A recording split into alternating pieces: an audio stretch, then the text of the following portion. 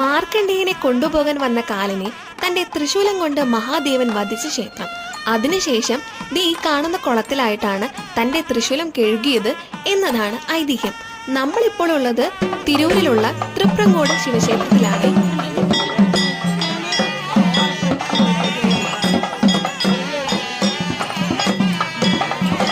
മക്കളില്ലാതെയിരുന്ന ഭൃഗണ്ഡു മഹർഷിക്കും തന്റെ പത്നിക്കും ഏറെ നാളത്തെ തപസ്സിനു ശേഷം ലഭിച്ച കുട്ടിയായിരുന്നു മാർക്കണ്ഡേയൻ. 16 വയസ്സ് വരെ മാത്രമേ മാർക്കണ്ഡേയന് ആയുസ്സുണ്ടായിരുന്നുള്ളൂ. തന്റെ 16ാമത്തെ വയസ്സായപ്പോൾ മാർക്കണ്ഡേയനെ കൊണ്ടുപോകാനായി കാലൻ വരികയുണ്ടായി. ഇതറിഞ്ഞ മാർക്കണ്ഡേയൻ നാവാമുകുന്ദനെ ശരണം പ്രാപിച്ചു. നാവാമുകുന്ദൻ 12 കല്ലുകളാണ് മാർക്കണ്ഡേയന് കൊടുത്തത്.